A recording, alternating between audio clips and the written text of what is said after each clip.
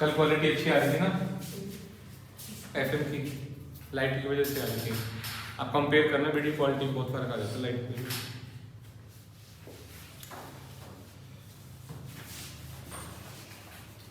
Sir mic दे देना ma'am को, ma'am की बात धीरे आती है। आपको हेडफोन नहीं लगाते क्या? सर आप हर चीज में मेरी गलती निकाल रहे हैं। गलती कौन निकाल रहा है उससे? और देखो एक्चुअली यार लेट आई है, आपने अंशी को पूछा भी नहीं। मुझे माइक दी वहीं थी सामने बैठी वो थी। यार आई थी लेट।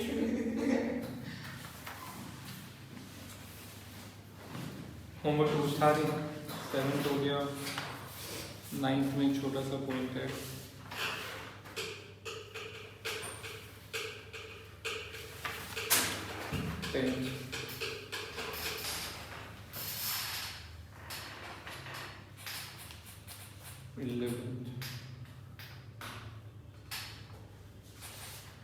छोटे छोटे पॉइंट हैं, बस और कुछ नहीं है। 9th पे आओ।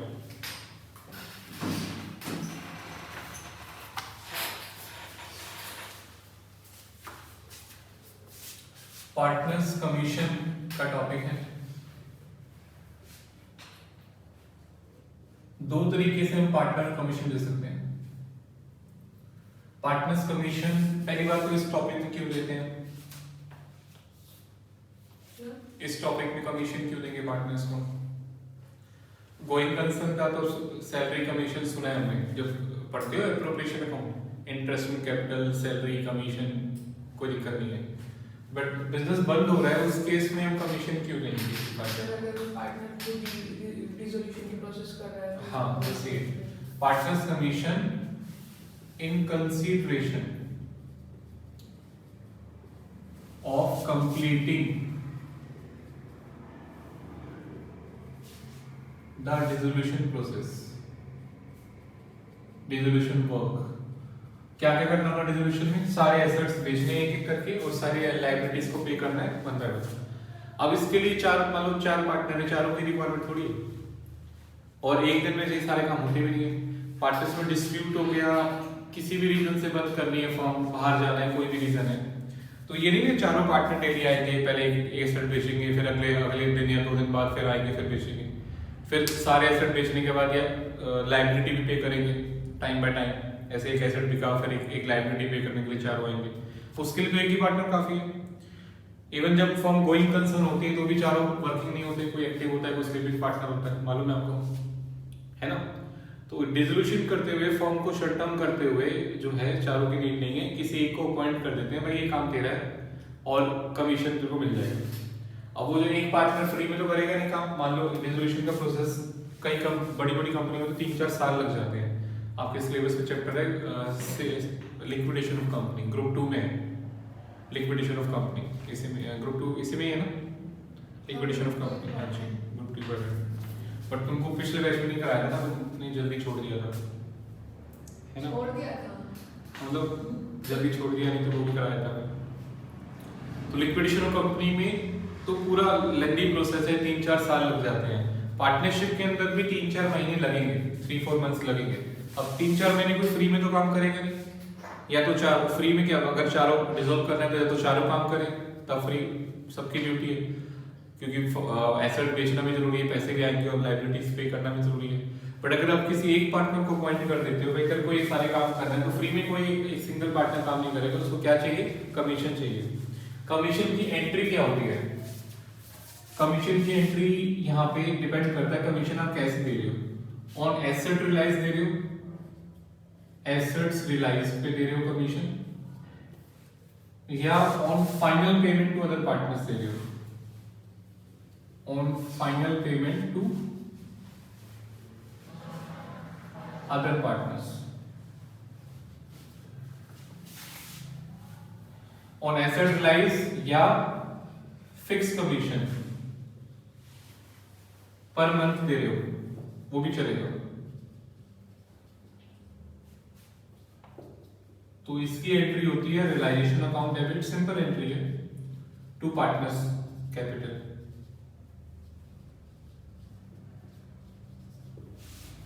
पर मंथ दे रहे हो, मतलब 4 महीने लगे, उसको आप बोल रहे हो 1000 रुपये महीना, तो 4000 से एंट्री कर देते हैं, 2000 रुपये महीना, ये 8000 से एंट्री हो जाएगी relation to partners capital, simple commission देना उसको। एसेट रियलाइज में भी दे रहे हैं कि जितनी भी एसेट बिके उस पे 10%, तो कोई प्रॉब्लम नहीं है, कैलकुलेशन हो जाएगी। मान लो सारे एसेट मिला के 2 लाख के बिके, 2 लाख का 10% 20,000 से एंट्री हो जाएगी। एसेट रियलाइज, एक चीज ध्यान रखना है, एसेट रियलाइज में कैश मत लेना, सिर्फ वही जो बाय बैंक में लेते हैं ना एसेट रियलाइज में, कैश ब्रॉट डाउन बैलेंस में चला जाता है, कैश अकाउंट में चला जाता है। एसेट्स में तो अदर देन कैश जो एसेट्स है इंक्लूड नहीं करना, कभी भी कैश करते भी नहीं, ठीक है। तो फर्नीचर, बिल्डिंग, डेटर्स, जहां से पैसा आ रहा है रिकॉर्डेड से अनरिकॉर्डेड, सारे एसेट्स आपके वहां पे हम ले लेंगे और ये आपका उसका परसेंटेज निकालेंगे, सिंपल है। बट अगर क्वेश्चन दिया हुआ है final payment to other partners, दूसरे पार्टनर्स को जो फाइनल पेमेंट हो रही है, आखिरी में जाके जो पेमेंट होती है टू कैश, उसके ऊपर कमीशन देना है, तो यहां पर एंट्री कुछ गुडविल की तरह करनी पड़ेगी आपको। मान लो सी को कमीशन देना है, तो A is capital, B is capital to C is capital, इस तरीके से। तो ये कैलकुलेशन कैसे होगी, फाइनल पेमेंट जो ए की होगी उसका 10/110, फाइनल पेमेंट जो बी की होगी उसका भी 10/110, और इसका टोटल यहां पे आ जाएगा। गुडविल में करते थे ना स्टार्टिंग में एडमिशन रिटायरमेंट, तो रिटायर होता हुआ पार्टनर जाने वाले को हम गुडविल का शेयर देते हैं, ए बी टू सी करके जैसे। तो अगर सी को कमीशन देना है, यहां पे मैं सी कर देता हूं, सी इज कैपिटल, तो ए और बी की जो पेमेंट आ रही होगी उस पे कमीशन है। तो जैसे मैनेजर कमीशन पड़ा आफ्टर चार्जिंग बिफोर चार्जिंग, तो रेट बाय 100 प्लस रेट करते हैं, तो यहां पे तो हमेशा ही करना है 10/110, 20% और 20/120। ये क्यों करते हैं, इसका रीजन, मैथमेटिकल रीजन पता है? देखो मैं बताता हूं। मान लो ए की पेमेंट आ रही है 11,000 और बी की पेमेंट आ रही है 22,000, सी की कुछ भी आ रही है फर्क नहीं पड़ता, मैं मान लो उसकी पेमेंट आ रही है 15,000, और सी अभी ये जो पेमेंट्स हैं बिफोर कमीशन है, सी को हमने भी कमीशन नहीं दिया, 10% कमीशन देना है उसको सी को on final payment to other partners, partners को जो फाइनल पेमेंट होगा उस पर कमीशन है। दैट मींस कि ये जो पेमेंट्स हैं ये बिफोर कमीशन, कमीशन 10% इस पे नहीं देना, कमीशन देने के बाद जो फाइनली पे करेंगे उसका 10% है, वो हमें पहले पता नहीं, इसलिए ये इंक्लूडिंग कमीशन होता है, इसलिए 10/110 करना पड़ता है। 11,000 का 10/110 करोगे तो ये आएगा 1,000।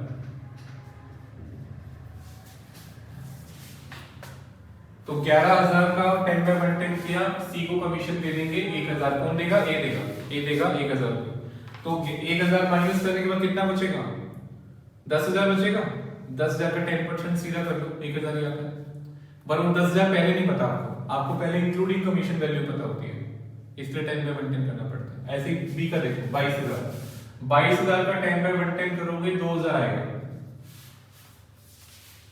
और 22 में से 2 माइनस करके कितना बचेगा फाइनल पेमेंट? 20,000। तो 20,000 पे 10% कमीशन है, बट 20,000 हमें पहले नहीं पता होता, हमें पहले इंक्लूडिंग कमीशन वैल्यू पता है 22, इसलिए 10/110 करना पड़ता है। समझ में आया? ये भी क्यों करते हैं? फाइनल पेमेंट पे कमीशन है, तो ये इंक्लूडिंग कमीशन पेमेंट्स है, हमें फाइनल पेमेंट तो पता ही नहीं पहले, तो including commission rate by 100 plus rate करना पड़ता है। और थोड़ा सा मैथमेटिकल समझा देता हूं। Final payment before commission minus commission is equal to final payment after commission. तो आपके जो है अगर कमीशन है आपका 10% कमीशन है ऑन फाइनल पेमेंट, अब ये किस पे है? बिफोर पे या आफ्टर पे? आफ्टर पे है। दैट मींस कि अगर ये 100 रुपए है तो ये 10 रुपए है, और अगर ये 100 10 है तो 110 आएगा। अगर ये आफ्टर पेमेंट मान लो जो है ये 10 की जगह 25% है, 25% on final payment, that means कि अगर ये 100 रुपए है तो ये 25 रुपए है, तो ये कितना आएगा? 125 आएगा। क्लियर हो गया पॉइंट? मैथमेटिक्स है इसलिए ऐसा करते हैं। तो ये तो मैथमेटिक्स हो गया। एंट्री, हम एंट्री सीख रहे हैं, relation to C is capital and A B to C. Depend करेगा कौन सा एक चीज करेगा, दोनों नहीं हो सकते क्वेश्चन में, या तो एसेट रिलाइज पे होगा या फिक्स पर मंथ होगा, ये एंट्री करेंगे। और final payment to other partners होगा तो ए बी टू सी करेंगे। तो ए और बी की जो फाइनल पेमेंट्स आएगी उसका रेट बाय 100 प्लस रेट कर देंगे। 10 है तो 10 बाय 110, 20 है 20 बाय 120। ठीक है, इसको नोट कर लो।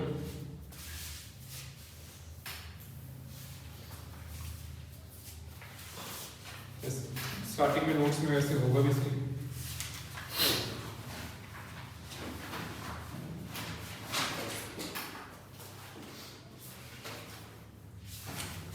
नोट्स में है ये ऑलरेडी लिखा हुआ, फिल कर लो एक बार ऐसे ही याद रखिए। कौन सा पूरा ही करना है? हाँ कर लो, इतना बड़ा नहीं है, नोट्स में प्रिंटेड है ऐसे आगे।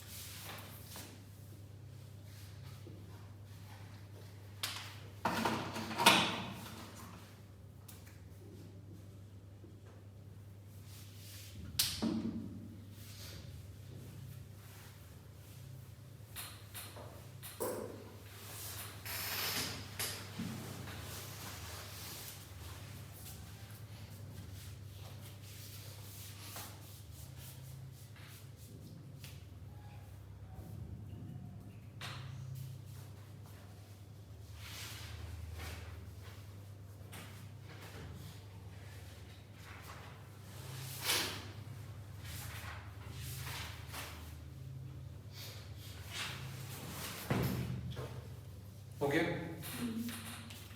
9th क्वेश्चन पढ़ो बच्चों। कितने पार्टनर है 9th में? 4 हो गए, A B C D. Creditors, A का लोन, रिजर्व कैपिटल है, cash, debtor, provision for outlet, stock, furniture, car, capital. 2 का कैपिटल क्रेडिट है, 2 का डेबिट कैपिटल है। Firm dissolve, B appointed to liquidate the asset and pay the creditors. He was entitled to receive 5% commission amount finally paid to other partners towards capital. तो 5% commission है तो 5/105 करना है, ठीक है ना। फाइनल पेमेंट पे 5/105, ये वाली एंट्री करनी है, ये वाली एंट्री आपको करनी है। डी को देना है तो एंट्री क्या होगी? एंट्री होगी A C D to B. सही कह रहा हूं? बी को देना है A C D to B, but एक चीज ध्यान रखना है, हो सकता है किसी को देना ना और लेना फाइनली, तो वो छोड़ देना पड़ेगा। मान लो इन 3 में से 2 का क्रेडिट है तो 2 ही कमीशन देंगे, अगर सिर्फ 1 का क्रेडिट है तो 1 ही देगा, ठीक है, जितने को देना है उसी पे कमीशन है, लेने पे कमीशन नहीं होता, ये ध्यान रखना, देने पे, पेमेंट पे। He was to bear the expenses of realization 500। अब ये भी इसके साथ ऐड हो जाता है। अगर हम किसी पार्टनर को कमीशन दे रहे हैं तो रिलेशन एक्सपेंसेस किसका खर्चा है? फर्म का नहीं है, पार्टनर का है। तो नहीं लिखा हो तो भी एज्यूम करते हैं। नॉर्मली अभी तक 8th क्वेश्चन तक जितने भी आपने क्वेश्चन करे हैं, रिलेशन एक्सपेंसेस फर्म का ही खर्चा होता है।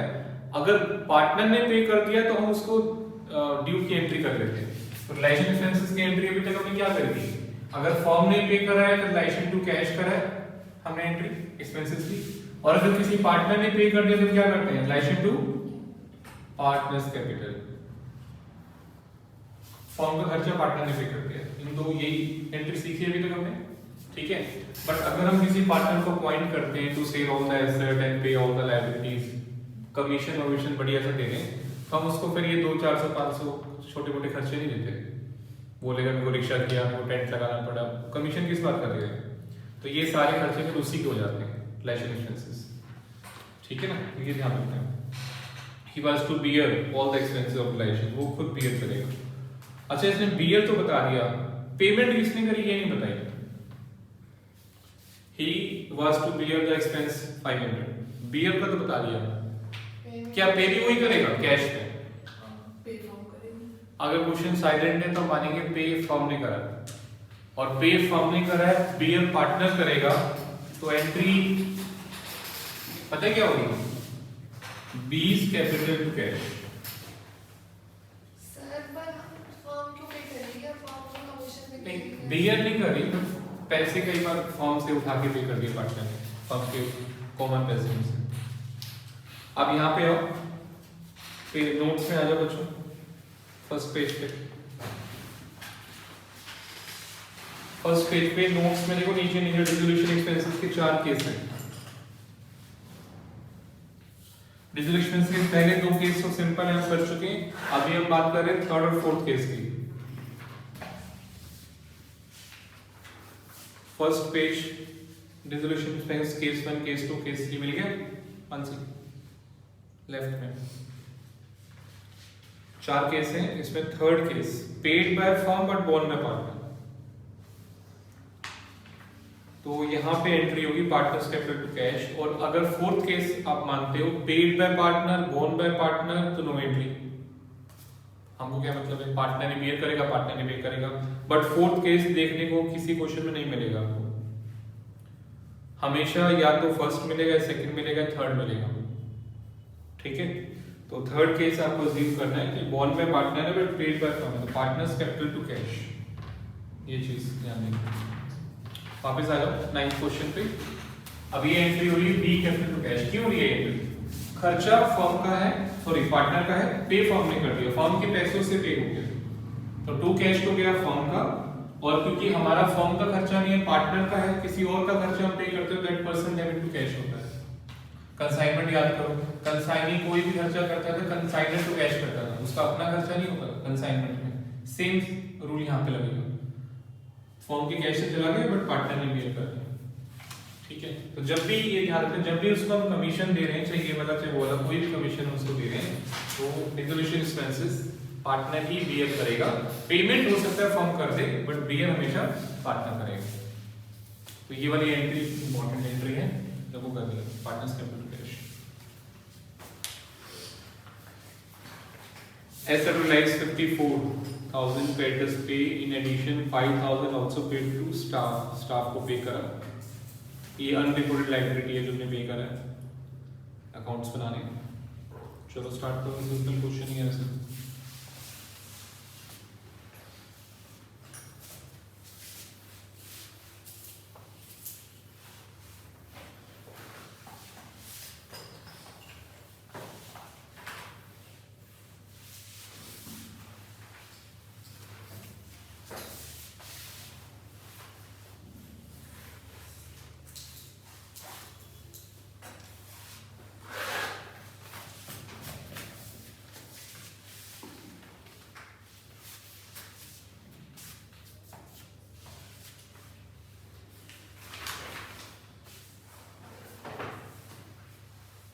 Realization account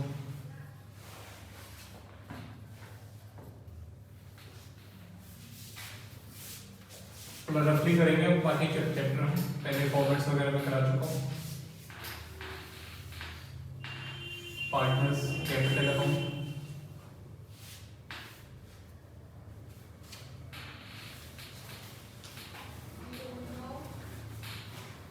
सर लोड अब बाद में बनाएंगे पहले बनाएंगे? पहले बना लो चाहे बाद में, मतलब एंट्री तो बंद बंद वो पहले करना है, बनाने में कोई इतना फर्क नहीं पड़ता।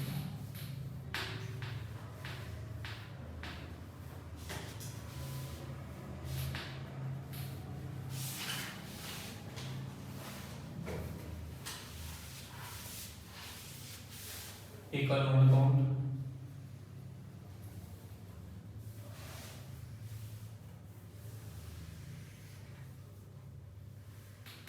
कैश अकाउंट,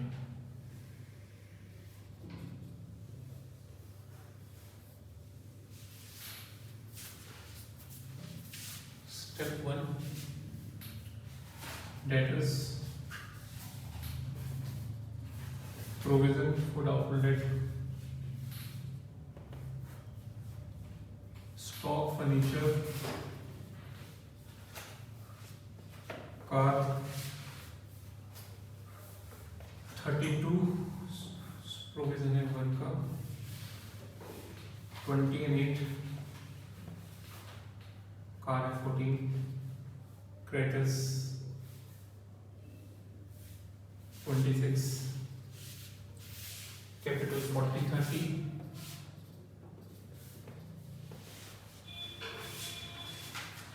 सी 12 32,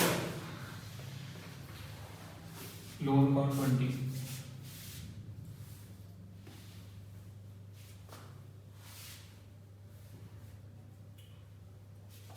रिजर्व 3322 10 से बांट देंगे, 1.5 1.5 1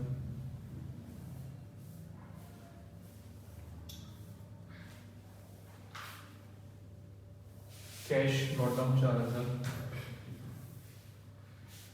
हो गया, सब डाल दिया मैंने, एक भी आइटम छोड़ा नहीं। स्टेप 1 करो पूरा।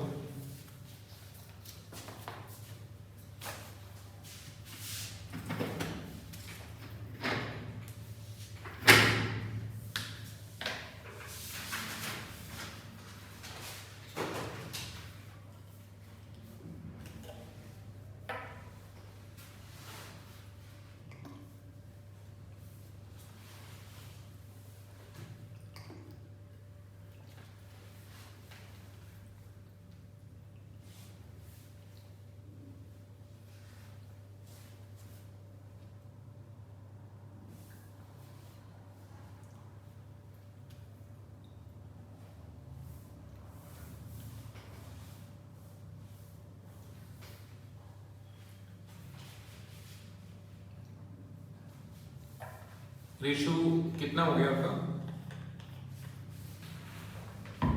कितनी रेशो बता दी हमने? तो उसका भी बच रहा है, सेकंड मतलब सिर्फ 2 ही हुए अभी तक रेशो। उसका भी बच रहा है। अच्छा, करंट रेशो, लिक्विड रेशो। नहीं वो करवा लिए, उसके बाद जैसे सॉल्वेंसी है ना, उसके बता दिए, उनके फॉर्मूले एक्सप्लेन। अच्छा, कितनी क्लास में बच रहे हो लगभग? बताइए। टेस्ट पे जिस सकते तो नहीं हो पाएगा, नेक्स्ट वीक से ले।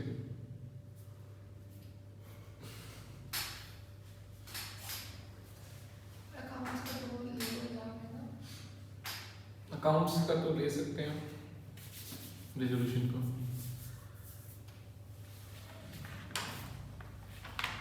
इंसॉल्वेंसी छोड़ देंगे।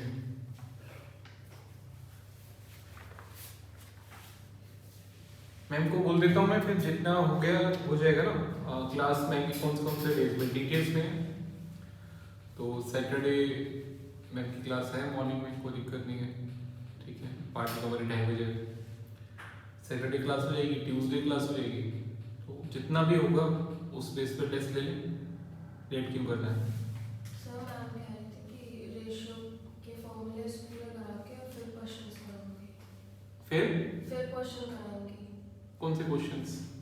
प्रैक्टिकल थोड़ी करवाई है, अभी तो बस फॉर्म में बताया है। एक दो एग्जांपल जो मैंने भी लिख के रखे। एग्जाम्पल जो इलस्ट्रेशन है जो वो तो करा रही है ना या नहीं? आपने मैम खुद एग्जांपल करा रहे हैं, अच्छा, जो प्रिंट आउट में एग्जाम्पल है वो भी नहीं करा रहे हैं। खुद अच्छा, ही बना रहे हैं, खुद ही बना रहे हैं। तो ट्यूसडे तक तो कुछ तो होगा, कुछ भी नहीं हो पाएगा। रेशियो कहते हैं फॉर्मूला को पूरा कराऊंगी। फॉर्मूला जितना होगा ले लेना, 10 नंबर का लेना, कुछ नहीं। तो मैं यही कह रहा हूँ पूरे चैप्टर का नहीं लूंगा ना, जितना मैम कराएंगी उतना ही लूंगा। बताओ। तो सर अब जैसे एफएम और अकाउंट्स दोनों हो गए, तो हफ्ते में एक बार टेस्ट कौन से दिन होगा? थर्सडे। उस दिन दोनों टेस्ट हो जाएंगे, एफएम का भी अकाउंट्स का भी। थर्सडे को आपकी क्लास है ना? ओके, कुछ करना पड़ेगा इसका, आपकी क्लास के बाद देना पड़ेगा टेस्ट आपका, थर्सडे की क्लास के बाद। एक टेस्ट, हाँ जी, नहीं दोनों टेस्ट। दोनों टेस्ट, मतलब आप कहते हैं ना वीक में मैं कुछ करूँगा, एक टेस्ट होगा, दो टेस्ट, नहीं ये पूरा होगा, ऐसे चलेगा। दोनों सब्जेक्ट का।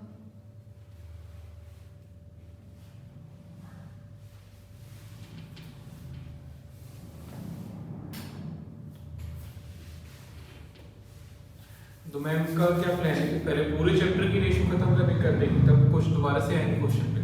चल पता है क्या। चलो देखते हैं, देख लेंगे।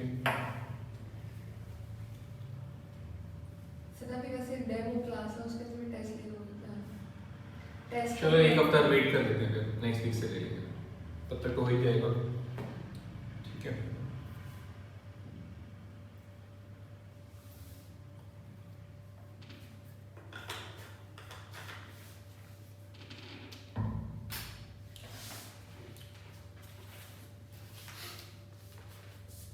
हाँ जी, स्टेप 2 में देखो क्या करना है।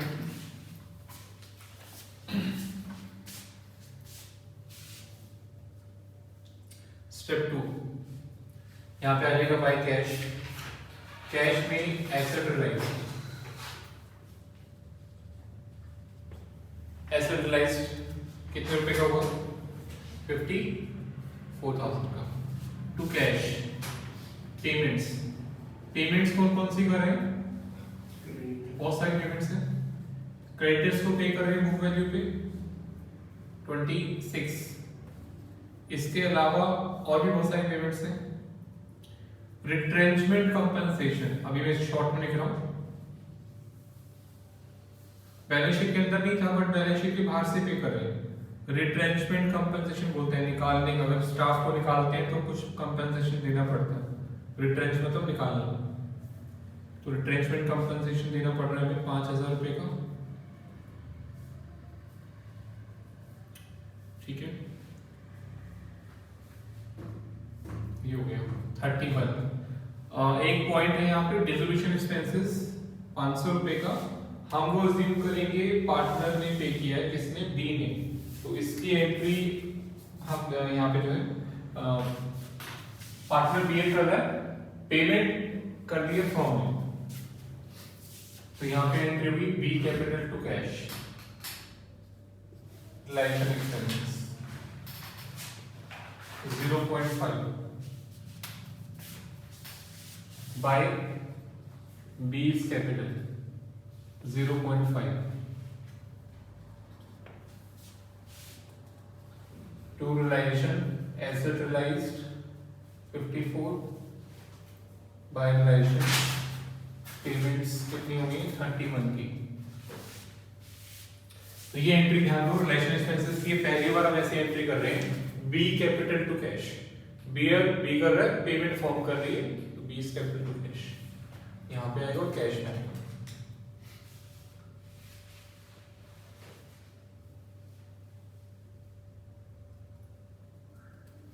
बस हो गया। थर्ड स्टेप पे सीधा आ जाओ, इसके बाद अकाउंट्स बंद करने हैं। सबसे पहले कौन सा बंद करेंगे अकाउंट? रिलेशन को बंद करेंगे, निकालो। इसका लॉस आना चाहिए 24,000 का। सर 31 क्या लिखा था? पेमेंट से 31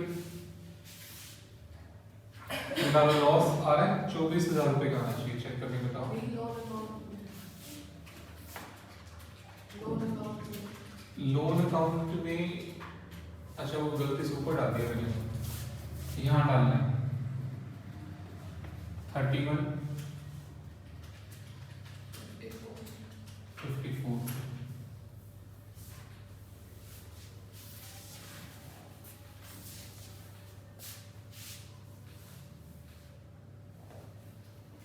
ये बताओ लॉस डिवाइड करो, डिवाइड करो 7.2 7.2 4.8 and 4.8।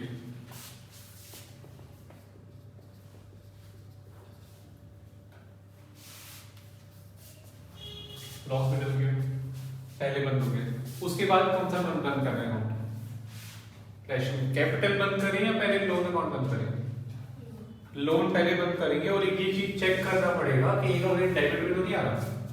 देखो ध्यान से, एक का डेबिट में 7.2 और क्रेडिट में कितना है 41.5।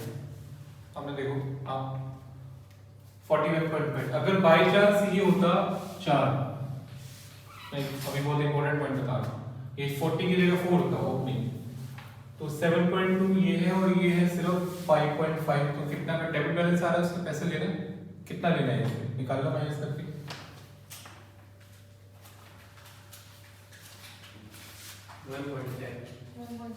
1.7 2 3, ठीक है। तो ये लोन से ले लेते बाय ए का लोन कैश में लेने की बजाय, तो यहां पे हम ट्रांसफर कर देते टू ए कैपिटल, ट्रांसफर हो जाएगा जितना उसका डेबिट बैलेंस है 1.7 और बाकी हम कैश में पे कर देंगे 1.7 माइनस करके 18.3। ये पॉइंट मैं ऑलरेडी थ्योरी में बता चुका हूँ फर्स्ट क्लास में, ठीक है। बट अभी ऐसा नहीं है, तो अभी पूरा का पूरा लोन जो है आप कैश में दे सकते हो। अभी पूरा का पूरा लोन आप कैश में दे सकते हो। ये डेबिट बैलेंस आपको हमेशा चेक करना है हर क्वेश्चन में। ए इज कैपिटल 20 इज लोन,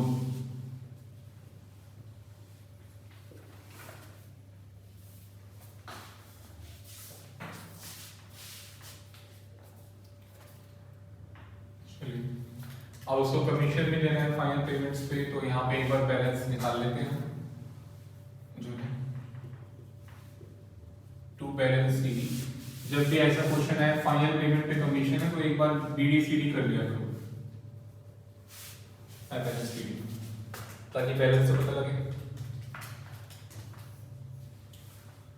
बताओ कितना बैलेंस आ रहा है का?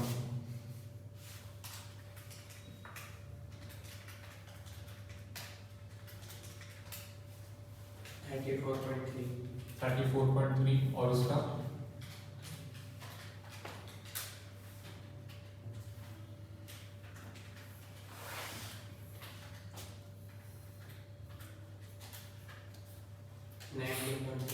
19.3। नहीं गलत आ रहे हैं भाई, 14.7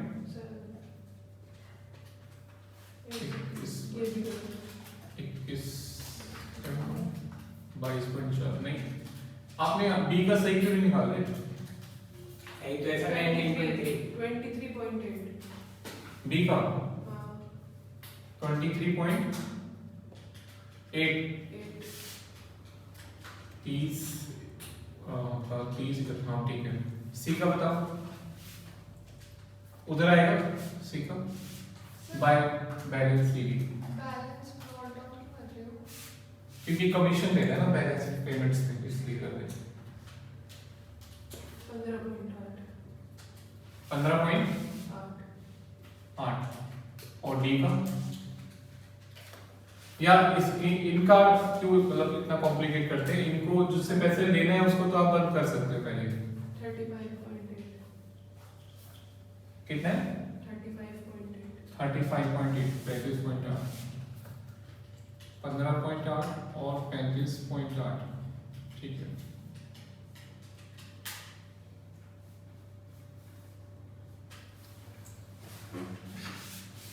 $34.3 23.8।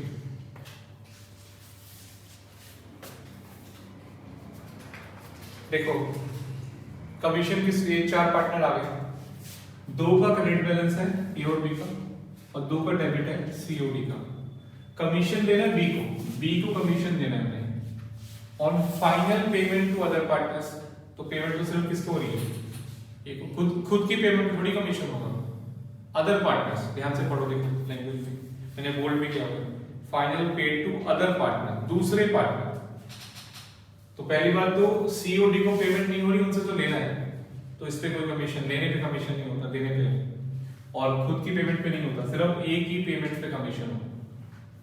ठीक है, तो यहां पर हम एंट्री आपको डालनी पड़ेगी, A's capital to b's capital to b's capital.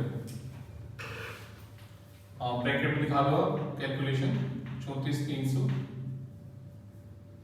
Multiply 5/105, बताओ कितना आ रहा है।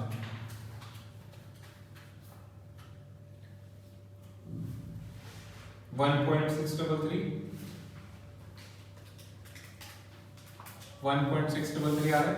Yes, sir. यहाँ पे आ जाएगा बाय एस कैपिटल, ब्रैकेट में आप लिख देना कमीशन,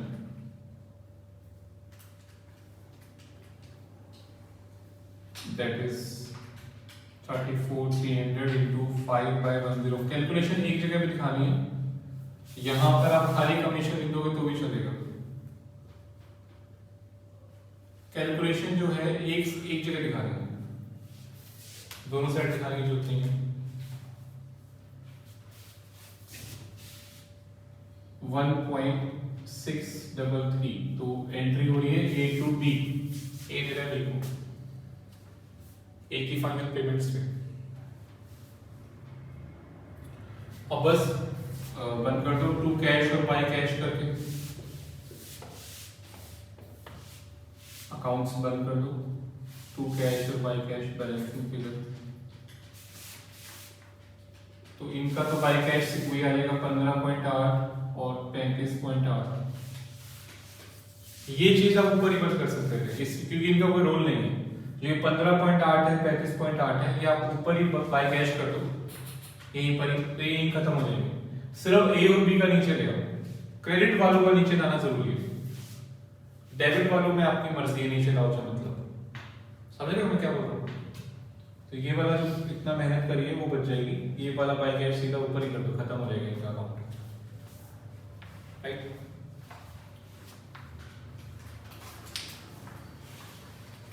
बुक में आप सॉल्यूशन देखोगे वो सीडी बीडी नहीं करते, वो सीधा ही कर देते हैं, एंट्री कमीशन की कैलकुलेशन वर्किंग नोट में दिखा देते हैं।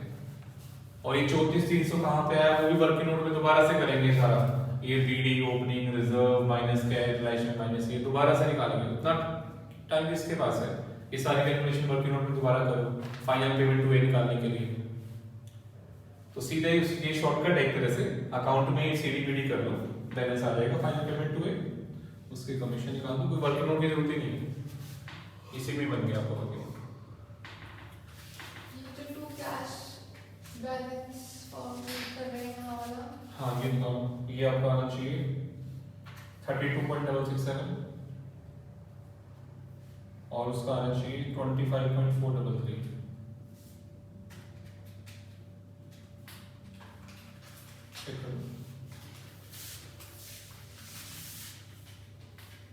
A is capital, B is capital, 32.667, 25.433,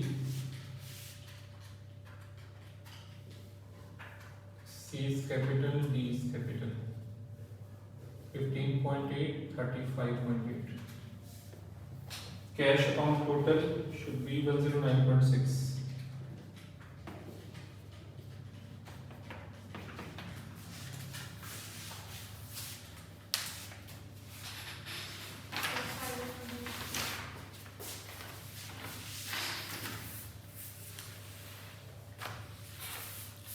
ये हमने रफली किया है। पेपर में एक पूरा फॉर्मेट बनाना है, कोई शॉर्ट फॉर्म नहीं चलेगी। हमने बहुत शॉर्ट फॉर्म लगा ली इसमें, और टोटल अच्छे से करना है। खाली बच्चे बैलेंस निकाल देते हैं, टोटल भी इम्पोर्टेंट है।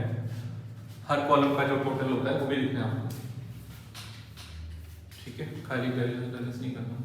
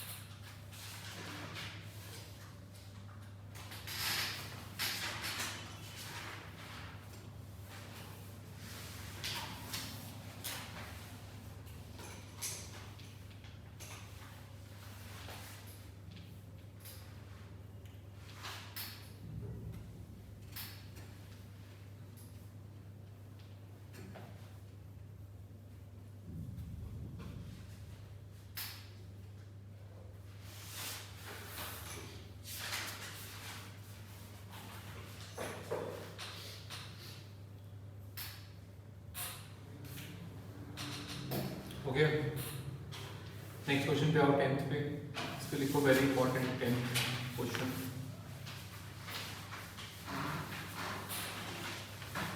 मानसी नेक्स्ट।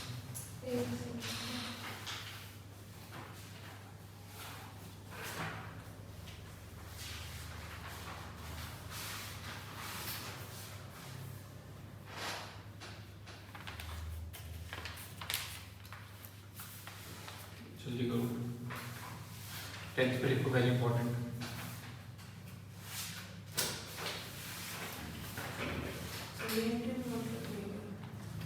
ये एंट्री नहीं लिखनी पेपर नहीं, समझाने के लिए मैं करेंगे। अब इसको ध्यान से सुनना, ये तो खुद करना है क्लास में। मैं पॉइंट सारे समझा रहा हूँ, बहुत इंपॉर्टेंट क्वेश्चन है। पहले बैलेंस शीट पे आते हैं। बैलेंस शीट देखो 10th क्वेश्चन की, लेफ्ट राइट साइड से आता है। Fix asset, life policy, joint life policy, कोई लाइफ पॉलिसी क्या रखा है। ब्रैकेट में लिखा हुआ है एट सरेंडर वैल्यू। इससे फायदा क्या होगा कि नीचे उसको अलग से वैल्यू नहीं बतानी पड़ेगी कि किस प्राइस पे सरेंडर हुई। वैसे जेल पे दी होती बैलेंस शीट में नीचे लिखा होता है सरेंडर एट इतने रुपए, 8,000 9,000। अब बैलेंस शीट में बोल देता है सरेंडर वैल्यू, तो मतलब कैश भी इतना मिलेगा जितना है 10,000 रुपये। सरेंडर वैल्यू तरह से मार्केट वैल्यू हो गया। डेटर्स आपका है तो प्रोविजन भी आपका रिलेशन हो जाएगा। स्टॉक आपका आईपी पर है तो स्टॉक का जो रिजर्व है, स्टॉक रिजर्व कंसाइनमेंट में देखा था आपने, आई इनवॉइस प्राइस पे स्टॉक देते थे कंसाइनी को, तो कंसाइनमेंट में डाल दिखाते थे स्टॉक रिजर्व। तो ये प्राइस अनलोडिंग की ब्रैकेट लिख लो, दिस इज स्टॉक रिजर्व।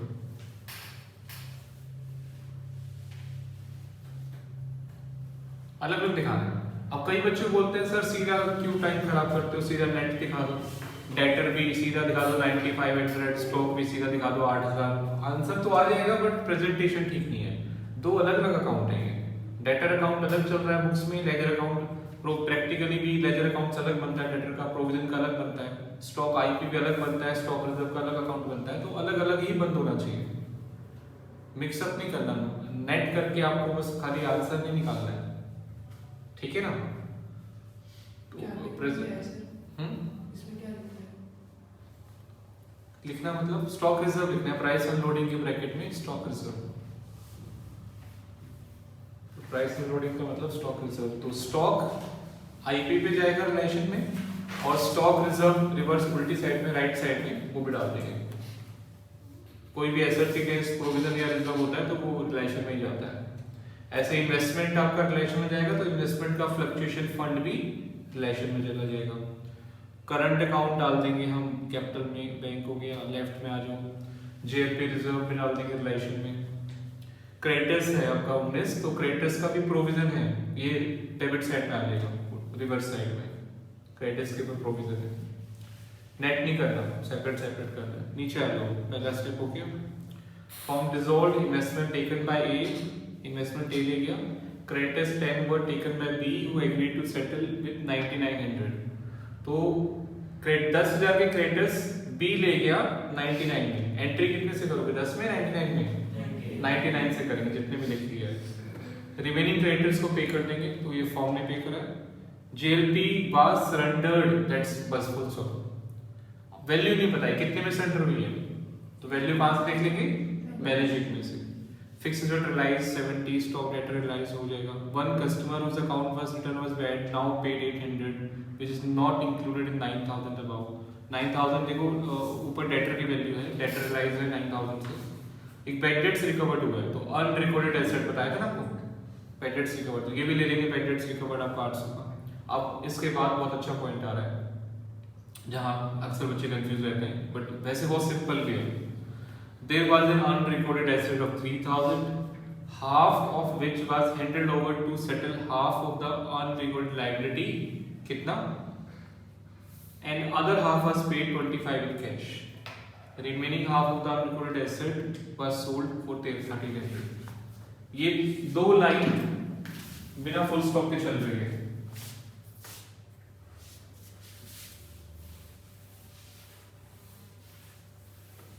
जब एग्जाम में आया था बच्चों की हालत खराब हो गई थी। है कुछ भी नहीं है, अगर आपके कंसेप्ट क्लियर हैं, बहुत सिंपल पॉइंट्स हैं।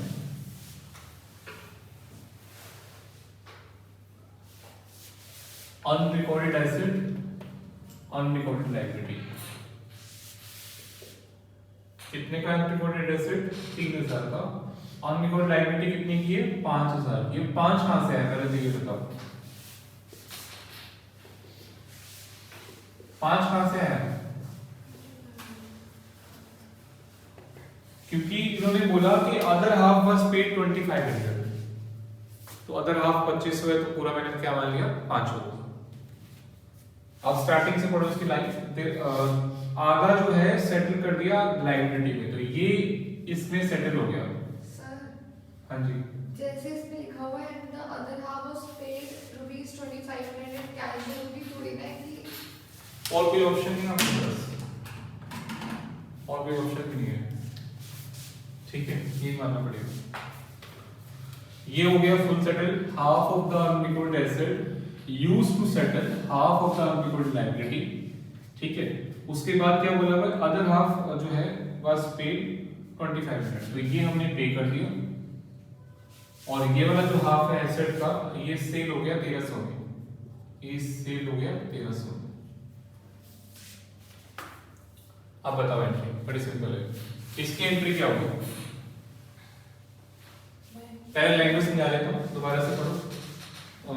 There was unrecorded asset of 3000, क्योंकि एसेट है 3000 का, हाफ ऑफ इसका आधा half handled to settle the half of unrecorded liability, unrecorded liability के आधे को सेटल कर देंगे, आधा एसेट हम दे रहे हैं आधी लायबिलिटी के लिए, ठीक है, सेटल हो गया, फुल सेटलमेंट हो गया। अदर हाफ वाज पेड, बाकी लायबिलिटी जो आती है उसको हमने पे कर दिया, ठीक है। नेक्स्ट, जो बाकी आधा एसेट है वो बिक गया 1300, हो गया पॉइंट। आपका वाला भी अगर पॉइंट में मान लेता तो भी कुछ फर्क नहीं पड़ेगा। मान लो ये 6 का था, 3000 फुल सेटलमेंट हो गया। इसकी तो वैसे नो एंट्री होती है फुल सेटलमेंट की, और अगर हमने इसको पे करा है 2500, तो एंट्री तो 2500 से होगी, है ना, तो उससे कोई फर्क भी नहीं पड़ता।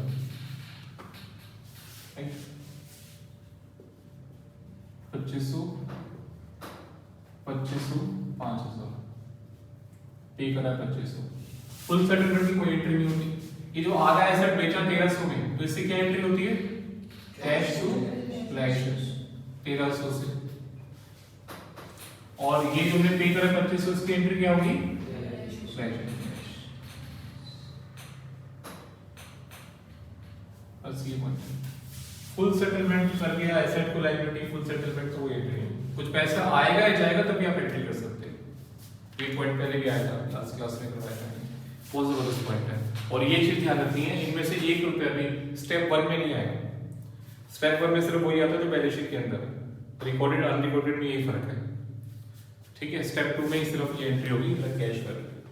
पहला जो रिलेशन में जो शुरू में पोस्टिंग करते हैं एसेट लायबिलिटी, उसमें ये नहीं आएगा।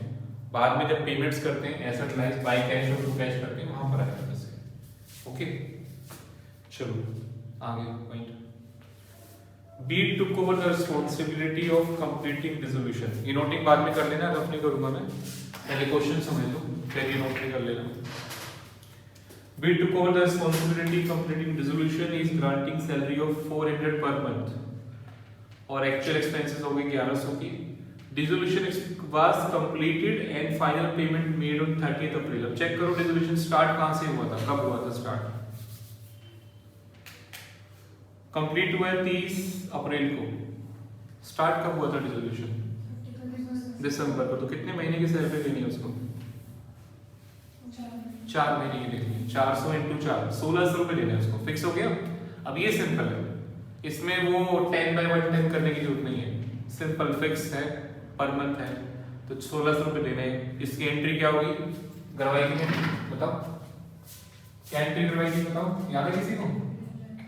Collection account to B stated, collection accounts दे देंगे। फाइनल पेमेंट टू वो नहीं, पार्टनर नहीं है, 400 × 4 फाइनल पेमेंट टू पार्टनर नहीं है, ठीक है, सिंपल है। अब डिसोल्यूशन एक्सपेंसेस के बारे में फिर साइलेंट हो गया, सिर्फ ये बता दिया भाई डिसोल्यूशन एक्सपेंसेस है 1100 रुपए। ये नहीं पता है कौन बियर करेगा, कौन पे करेगा, कुछ नहीं पता है। नॉर्मली तो फर्म ही बियर करती है, फर्म ही पे करती है।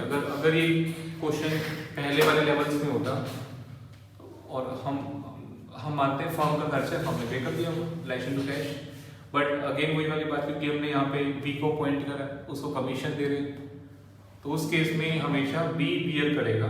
पेमेंट के बारे में साइलेंट है तो हम मान लेंगे पेमेंट फर्म ने करती है, तो वही जो हमने एंट्री करी थी वैसे करनी पड़ेगी। B is capital to cash, borne by B, paid by firm, B capital to cash ही करना पड़ेगा इसके अंदर आपको, तभी आंसर आएगा। स्टार्ट हो जाओ, करो आंसर निकालो इसका।